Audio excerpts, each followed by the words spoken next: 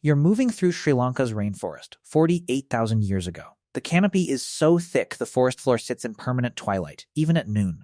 Above you, a troop of gray langurs screams an alarm call. Something with claws just moved. You have no map, no antibiotics, nothing but a bow that will rot to nothing within a decade, and a bone arrowhead sharp enough to bring down a monkey 40 feet up. Right now, dinner arrives at a locked door in under an hour, and you never once check the trees for teeth. For most of the time our species has existed, the rainforest wasn't scenery. It was the only address there was, and it was actively trying to kill you. So how did anyone survive here? Heat that never breaks. Food hidden in a canopy 30 meters overhead. Parasites, predators, and diseases with no names yet. How did ancient humans not just endure the rainforest, but live in it, generation after generation, for tens of thousands of years? Start with the weapon from that opening scene, because it's real.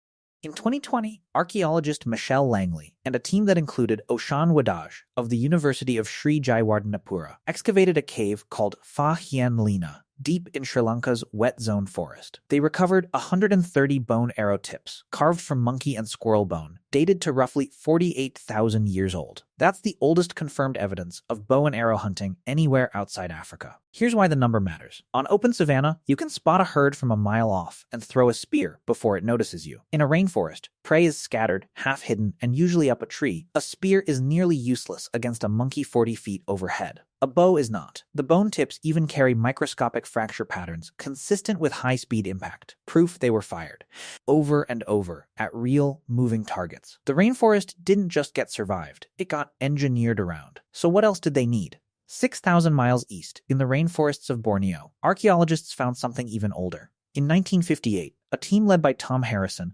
uncovered a human skull in the west mouth of the Niah caves, later dated to roughly 40,000 to 45,000 years old, with stone tools at the same site pushing human presence there back to about 50,000 years. Decades afterward, archaeologist Graham Barker of the University of Cambridge led a fresh excavation of those same caves. His conclusion overturned a long-standing assumption in his own field.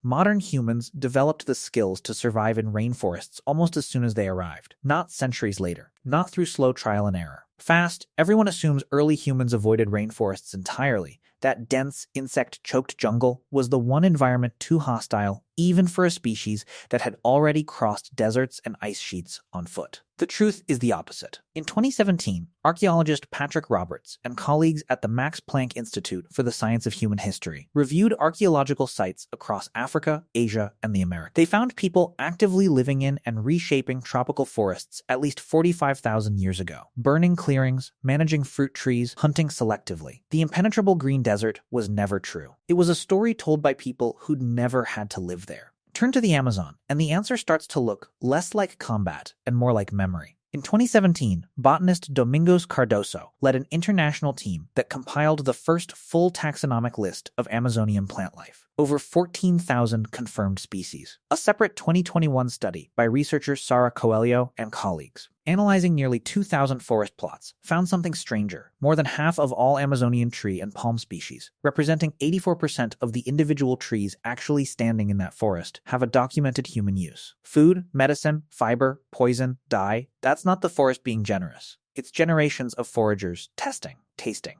and passing down which of tens of thousands of species would kill you, which would feed you, and which would heal the wound the first one gave you. No written records, just memory, carried person to person for longer than any library has existed. So the forest wasn't a monster to be defeated after all. Then, why does the story get complicated again? Everyone assumes a forest bursting with 14,000 usable plant species must have been enough, on its own, to keep hunter-gatherers fed indefinitely. In the late 1980s, anthropologist Robert Bailey studied the Efe and Mbuti peoples of the Ituri Forest in what's now the Democratic Republic of Congo, and found a problem.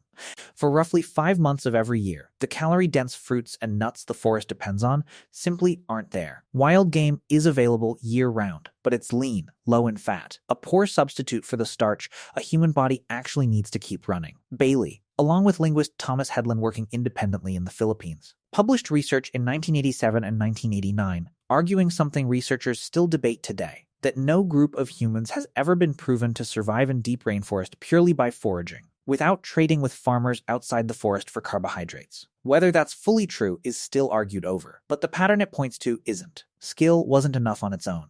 Knowledge wasn't enough on its own. Survival required a network that reached past the tree line. So which was it then? The bow, the fast learning curve, the plant knowledge, or the trade networks? Wrong question. None of it worked alone. A bow is useless without knowing which animal to aim it at, in what season, at what hour. Plant knowledge is useless if it dies with the one person who held it. A trade network is useless without something worth trading. What actually let a slow, weak-jawed, hairless animal move into the most hostile ecosystem on the planet and stay there for 50,000 years wasn't any single tool. It was the transfer. The fact that what one forager learned about a poisonous root, or a monkey's flight pattern, or a neighboring village's spare cassava didn't die with them.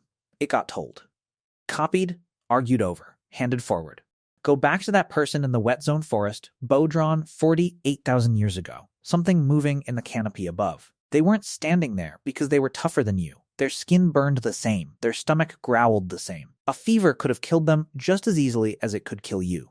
What they had that you've never had to build was a chain of people behind them. Parents, elders, strangers from villages they'd never seen, who had already tested the forest and survived long enough to pass on how. We didn't outgrow the rainforest by getting stronger. We outgrew it by getting harder to kill one at a time. The real weapon was never the bow. It was everyone who came before you.